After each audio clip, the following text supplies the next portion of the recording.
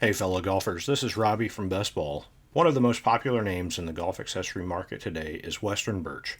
Stop reaching in your pocket for boring plastic or plain white golf tees and elevate your game with premium wooden golf tees from Western Birch.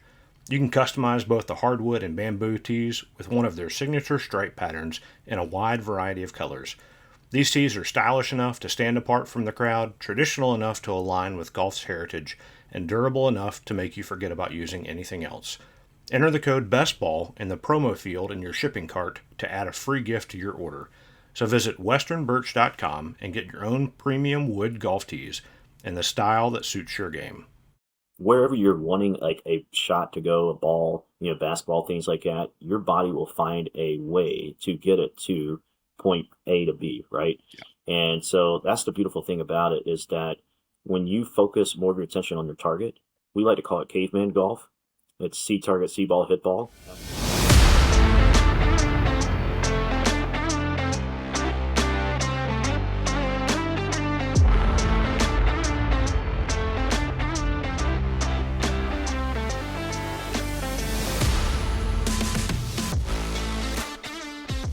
Hey, ladies and gentlemen, Robbie and Jonathan here with the Whole Story Podcast. We appreciate y'all joining us today. As you can tell, we're actually in the same room. I think for the first time. We did one outside. Yeah, when we went to Caledonia and True Blue, we did one there when we were together talking with Bart Romano. So that was a lot of fun. Check out their 2-play special, by the way, to go play both of those courses. That would be a lot of fun. Might as well. They're great courses, Mike Strantz Designs. But that's not what we're here to talk about today. We've got two incredible guests, Bo Watson and Shannon Shuskey. They are friends and co-authors of a book, but we're here to learn more about the in the golf zone, in the zone mental training. But yeah, guys, thank y'all for joining us on the Whole Story Podcast. Yeah, thanks for having us. It's going to be exciting. Absolutely. Well, Bo, why don't we start with you and kind of tell us how you guys met and maybe a little bit of your background and then what got you to being a mental golf coach. Yeah, that's a funny story because, I never thought I would be sitting here ever doing anything like this because, it kind of all started with the dream from an early age. I got hooked from an early age, loved the game, wanted to play on the PGA Tour. And fast forward, had a lot of success in junior golf. But, I think what everybody will appreciate and understand and relate to this is that when I got to high school, things came apart. And the reason why was I was searching for the perfect swing. I was at the time I was living on Golf Channel Academy Live, literally every single night, right? Trying to, figure everything out, try to get that edge and read all the golf magazines. I mean, you name it, I was doing it. And unfortunately, I went and took a nosedive south and game came apart. And I thought at the time it was a mental game. Now, back in high school, I actually started reading the Bob Bertell books, all those like Division 54. I highly respect them. It's really, really good. But unfortunately, I never found or came across anything that actually got me the breakthrough that I needed. And as a result, senior year in high school, look, if I'm going to try to play professional golf, that means you need to at least go to a good D1 school, keep that dream alive, right? And my game was not there. It was either go to D2 or D3, or I go to Kelm University, learn under a guy named David Orr. Right now, those of you that don't know who that guy is, he is considered probably the best in the world in putting instruction. Him and Phil Kenyon are kind of neck and neck with that title. And at the time, he was actually working with a lot of PGA Tour players on full swing. Now, funny side note, he's actually coming out of retirement and starting to do some full swing work. He's actually working with Alex Smalley right now, which I thought was really interesting. But anyways, I fell in love with teaching the game when I was down there with him. And so I kind of leave school, open my own golf school. I'm having a lot of success. And, fast forward a few years, I'm a type A personality. I want to literally help every single person that comes to me. But here's the problem I ran into. I would have people come to me and they would be like, Bo, why is it that I play really well on the front side and I blow up on the back? Or it's vice versa. It's like, why is it that I play really bad on the front side and I do really great on the back side? Or why is it that I get to this one hole and it's like, no matter what I do, I always seem to hit it OB? And it was those kind of things that I didn't have an answer for. And the reason why, guys, is because I had a lot of the same issues they had. And it finally came to a head one evening. I'll never forget it. September of 2016. I'm having a conversation with a guy. And this is what's interesting. On paper, this guy, from a strokes gain standpoint, we would do playing lessons together.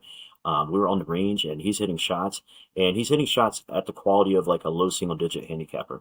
Strokes gain data, when we do playing lessons, he's playing at the level of like a 2 or 3 handicap. But here's the problem, in a disconnect. He goes plays in tournaments here in the Carolinas Golf Association events.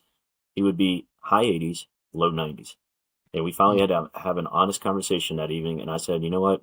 It was James, that was the name of the student. And I said, James, I can't help you. And we decided to part ways. And the crazy thing is, I had so much frustration building up in that point that because I couldn't get over it my own self as a coach and as a player, I finally decided I've had enough of this game. And I walked away. I closed down my golf school and I stepped away from the game, had no interest of ever coming back in this game. And then until 2 years later, I meet this guy that's also on here, Shannon Shuskey, and then the rest is history. Yeah. So Shannon, tell us how you met Bo, how you got into the space. For those of you that don't know, Shannon's a fairly accomplished speed skater and has coached a number of champions, both nationally, internationally.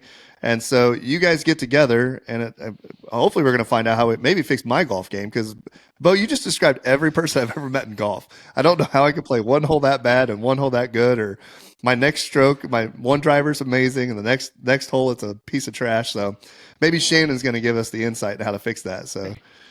Yeah, so with how we met, I'm over the ministry team at my church, and I did a Bible study and got to know Bo there. And then I just wanted to get to know him more, and we went out to eat. And just, it's crazy how the conversation went because I started talking about how to get in the zone at the flip of a switch because I had a huge disconnect when I was speed skating. And the team that I skated for was kind of like the who's who in the U.S. In other words, there was over 22 national champions on the team within their respective age groups. And I had a background also playing soccer and speed skating after college. So what was going on was when we would do starts, I was like always last off the line and couldn't figure out why. Because what was happening was whenever we're messing around, we got our shoes on, and just like mark, set, go, and take off. And I would beat everybody hands down with shoes on. And so I knew that there was a disconnect because if I can beat them with my shoes on, but then when I have skates, I'm getting last off the line and, something's not right. And I knew this had to be a mental disconnect that was going on. Very similar to how, in golf, you're on the range and like, man, you lights out. But then when you get on the course, whether it be pressure, you start overthinking things and things like that. You cannot duplicate stuff that's there. That kind of sums up a lot of people in the golf world. And so I was getting heavily reading in the mental books and the mental training and stuff like that. And what happened was I developed a system where I could trigger my body to get in the zone at the flip of a switch. And within a month, I literally started winning starts at practice. All right. Within a month and a half, I was winning starts at meets.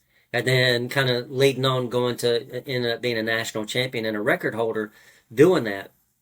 Now, so what I was doing was when I met with Bo, I started telling him, instead of us getting to know each other, this is like fate, okay? You can't make this up. And I'm sitting there and so I'm sharing with him about the system and showing him how to do it. And he was laughing at me and like, there's no way you can do this, and matter of fact, the parting words was, I'm going to go prove you wrong. And so then I'm going to let Bo kind of take over with the rest of what went on in that conversation and what happened. Yeah, let me just say, when he dropped that one-liner to me where he said his reason for success, and let me give you some context, guys. He was a national record holder and a national champion himself, but what really got my attention was when he actually listed out his resume as a coach. So those of you that don't know, he was actually the U.S. Team manager for the U.S. national inline speed skating team. He coached 142 national champions, 8 world champions, and 2 Olympic medalists. When I heard that, I was like, wow, that's Hall of Fame worthy. What did you do? The very next thing he says to me was, I was able to get my speed skater tricker bodies in his zone. I laughed. And still to this day, I still think it's hilarious. And at the time, I said, Shannon, you're full of crap. And I said, there's just no way. And And I said, please, I don't mean any disrespect, but you got to understand, I walked away from the hardest sport in the world. I think we can all agree golf is considered the hardest sport in the world. There have been numerous Hall of Fame athletes in various sports, and they transition to golf, and they all say the same thing, right? And I said, I just don't believe you. And at that point, he takes his phone out, for those who are watching, and he goes and pulls up, screenshot, screenshot, screenshot, and he's showing me text message, text message, text message. And they're all saying the same thing. His world champions, his Olympic medalists, national record holders, you're saying custom trigger, custom trigger, custom trigger, custom trigger. And I'm like, man, okay, this is interesting. I said, Shannon, it might work for speed skating, but I don't believe it's going to work for golf. And I said, but I'm intrigued just enough. I said, I'm a prime candidate to see if this actually works. Because here's why. I haven't touched a club in 2 years. And I said, if this truly works, I will go do everything you tell me to do, but I'm not going to practice, and I'm not going to hit warm-up shots on the day of the round. I'm going to straight to the first tee. I might hit a few putts, but that's it. I go straight to the first tee, cold turkey, and that's all I'm going to do. Guys, I did that in 2018, the second half of that year. 8 rounds I played, 6 out of 8 rounds, under par. The last 9 holes I played was like the last night in October. I go out and I play 9 holes. I go 4 under, but I whip out an additional 3 putts for birdie. It was that night I go home and tell my wife, I was like, honey, I'm going back into the golf. She thought I was crazy. And it took some convincing, but she finally came on board after I went back to the same student, James, that fired me basically 2 years prior. I shared it with him. The very next week, he plays in a CGA event. He shoots 78.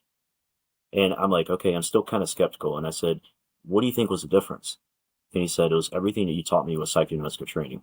And I was like, okay, wow, let's go. So that's kind of a quick runaround of everything that we did and how we all came about.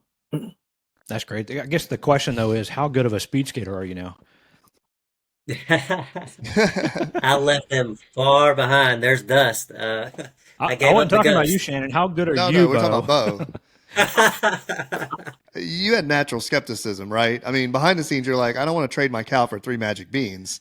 So how is it that this trigger, the trick, it sounds like obviously there's some practice involved, not on the range, apparently, if you want to do it from a cold study perspective. But obviously there is some trick to this.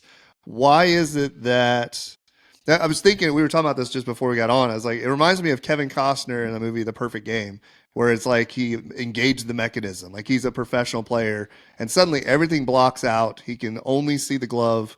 Is it something like that? Or is it something maybe more easy and more simple? So when it comes to, It's not a better movie scene to describe it?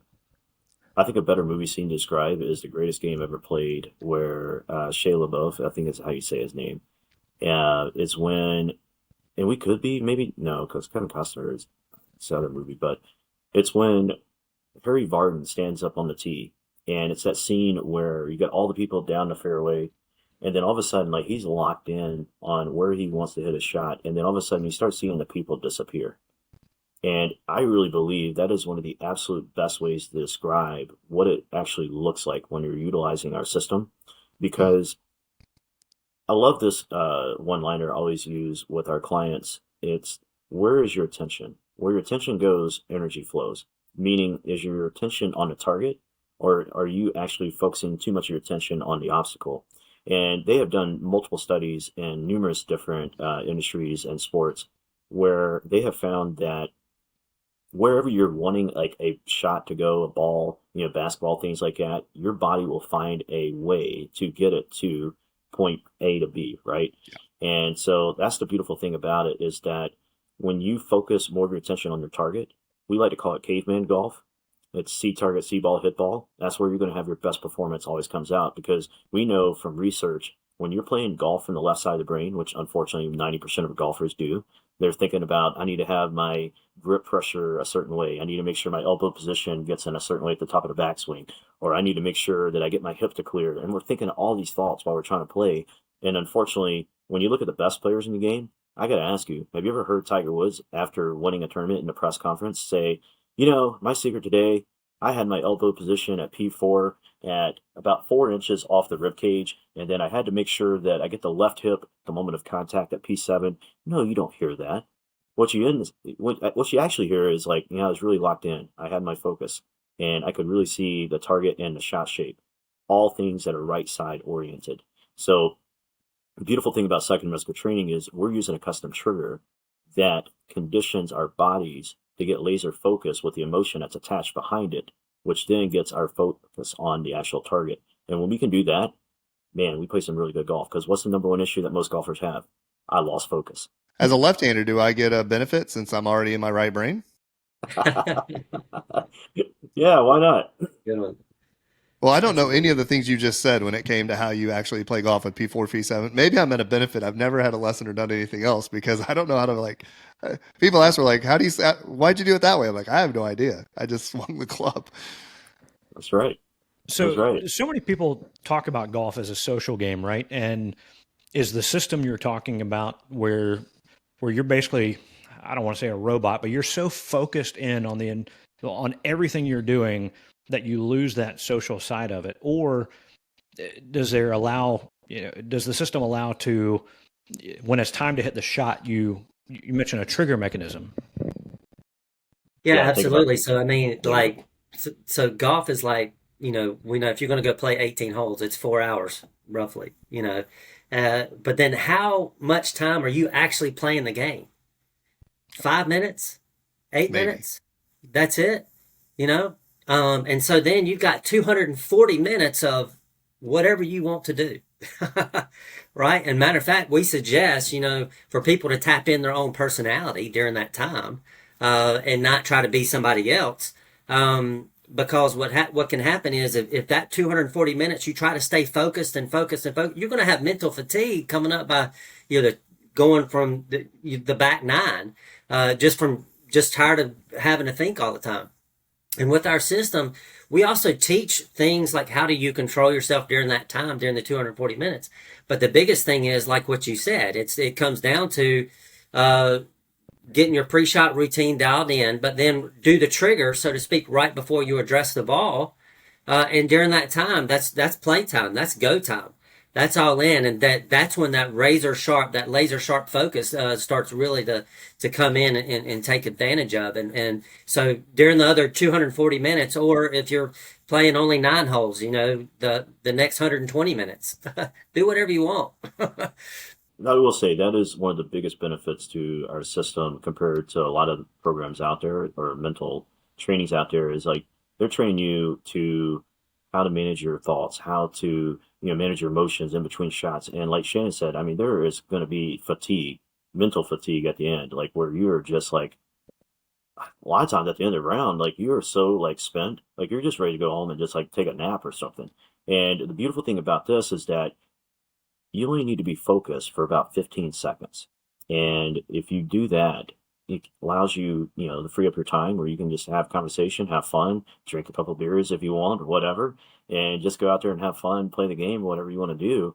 And I think that's the beautiful thing about it. And then for those that don't have a whole lot of time to practice, one of the unique things about our system is that you don't necessarily need to physically practice to see results. And we can go deeper into why that is. But I will tell you this, one of our biggest success stories in the very beginning when we started using this was LPGA Tour player Sandra Gao. And back in 2019, I think it was, she had come off a wrist injury from the previous year. She had 5 exemptions given to her from the LPGA Tour. And when we met with her that summer, she still did not feel ready to return to competitive golf. She had only, at the time, she was only practicing about physically 15, 20% because her wrist was still bothering her. And we showed her how to utilize this, same thing that Shannon shared with me. And here's the interesting thing. 2 weeks go by after we share everything with her. She sends me an email and she's like, guys, I'm so excited about my game. I've made a hole in one. I'm making more putts than I ever have on my practice. I just signed up for the Scottish and the British Open, and that's going to take place in 2 weeks. Wait a second. How do you go from you're not even going to use these 5 exemptions, because she was not going to now she's so excited about her game, but she's only practicing physically about 15% what she's normally doing before her injury. And so here she is. She goes in the Scottish Open, and her first competitive round back in over a year, she shoots 3 under in her first round. She's sitting at the top of the leaderboard and tied for 3rd place, goes on to make the cut in both events, which is something that you just hardly ever hear anything about when it comes to professional golf. Like that would just be, you just don't see that. The only other person that I know that's done something similar is Phil Mickelson. And if you want to go down a rabbit hole, man, it was an amazing interview that he did with Ed Milet. And in that interview, Phil said he missed a cut in this week before. I think it was the doesn't even matter. It's the event that was in Texas the week before. It used to be for the Masters, and he was hitting the ball really bad, ball striking wise. What does he do?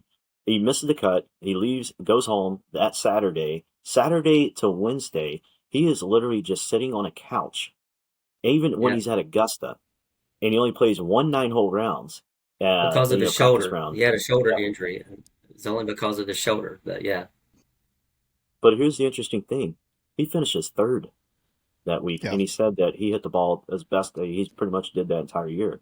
And so that was a really cool interview. But that's what's so powerful about this is that the everyday player that's listening to this right now just want to have fun socially. You can just take this and apply it, see your game get to where you want it to be, your ultimate potential, and have fun doing yeah, so. and yeah, you're actually enjoying it better because you're playing better golf, and you can actually enjoy in between the times, and that's the whole key is we're moved by results, and we want you to be able to enjoy the game. We don't want you to get to the place where Bo had got to before we started the business, so to speak, and where you're shutting down. You don't want to play anymore, and you get sick of it. Now you're actually looking forward to play. We teach people like, for example, you got a blow up hole that's coming up. Now they're actually looking forward to that and to play it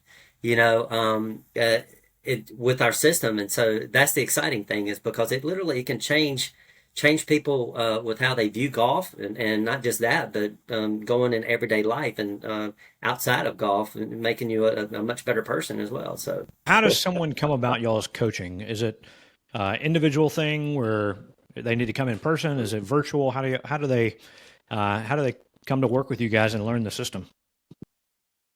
Yeah, so it can be intimate, or we've had clients fly in from around the world and they spend 2 days with us, and then there's one-on-one coaching access.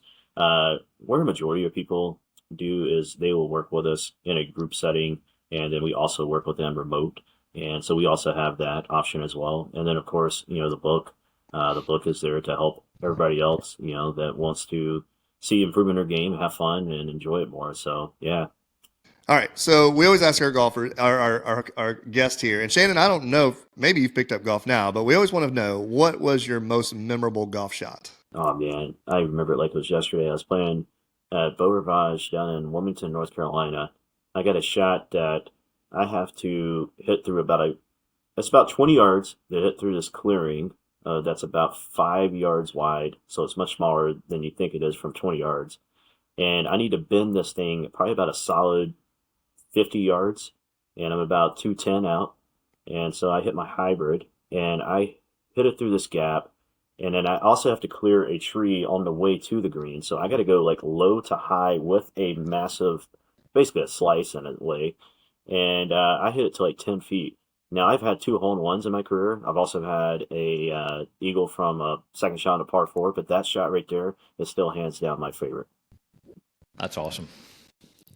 We'll ask Shannon what his favorite bicycle is. I'm assuming bikes, like bicycles, long distance cycling, or triathlons, or something yes, like he's that, in. right? I ride a trek, and what's interesting is I don't know if the viewers can see. I have two yellow jerseys over here on my left. And it's a big reminder that you know though I may not be playing golf, so to speak, but I have to uh, basically practice what I preach, and go back and analyze my race just like people should analyze their rounds to see what kind of mistakes that they've made and go in. And I've actually I was ranked in scoring top four in the country in cycling. But then the two jerseys that I have here was I won those from basically it's called the Triad Criterium Series, and it's been going on for over 20 years now. Yeah. And I've won those twice. But yeah, so I have to basically remind myself I'm doing my mental imagery, getting dialed in. I don't like to call it positive self-talk. I like to call it power talk, because it literally has not just I've seen it in cycling and in speed skating, but also with our clients that we use with to literally shift their identity because like we mentioned like the thermostat in our book. Well, we have a mental thermostat that we go by, so to speak, to where, like, for example, we always end up shooting roughly about the same score, no matter how we start off. If you start off bad, we end up starting off, you're playing a lot more focused by the end of the round. Or if you start off good, then you're like thinking, oh man, this is going to be my best round. And then before you know it, you're shooting the same score again. And like how to break that mental thermostat, of getting out of those glitches, so to speak, and literally, truly walking in your true identity for golf. So Yeah, in a previous life, I did cycling, so long distance cycling. Got to go to the Tour de France last year. It was a good time. So I'm with you on that stuff, though. You're right. Congratulations. Well, Bo, we might Getting focus here, this yeah. next part on you. We do a thing called the Quick Nine. It's kind of a rapid fire Q&A thing. So the first question, we're just going to go back and forth. What's your favorite club in the bag? Maybe it's that hybrid. It would be my putter. All right. The second question: what is the favorite course that you've played? That's an easy one. Ocean Course at Kiowa. Excellent. Great course. All right. What's your bucket list course then? Bucket list course, you said? Yeah. Where do you want to play? That's going to be. Oh gosh, that's a tough one because yes, you want to play Augusta National, right? That's a Sure. given. But that new course that just opened in St. Lucia, the Cabot one down there, Cabot St. Yeah. Lucia. The Citrus Farm. Yes, man, Yeah, that one is amazing. So yeah, I've, those would be two. we've got a friend playing that on Monday. I asked him, how'd you do it? He's like, it's public. It's like $80. I'm like, oh, well, that sounds like a road trip's necessary. Yeah. 100%. All right. Yeah, All right. If you could pick one pro player to coach, who would that be? Gosh, that's a tough one. Right now, I would love it to be Tiger. And the reason why, because he has been injured. And, we've actually reached out to his agent, Mark Steinberg. But I really do believe if he could take this and utilize it to supplement for his physical practice, it would make a world of difference in his game. Yeah. Yeah. All right, Bo, what's your favorite sport other than golf? And maybe you have to say speed skating. Speed skating. But it would probably be ping pong. I love playing some ping pong matches. Your favorite golf movie? That's The Legend of Bagger Vance. Yeah. And the reason for that is because the Ocean Course there. And, some of those holes in The Legend of Bagger Vance, because you guys just played Caledonia. Man, Caledonia is like stepping back in time, too. It's such an awesome course. It is a great course. Hey, golf friends. This is Robbie from Best Ball. Are you looking for the ultimate Myrtle Beach golf experience? Well, it's only a click away. Check out the two-play special at two of America's most awarded public golf courses and two of my personal favorites. Caledonia Golf and Fish Club and True Blue Golf Club are low country masterpieces featuring two iconic Mike Strantz designs.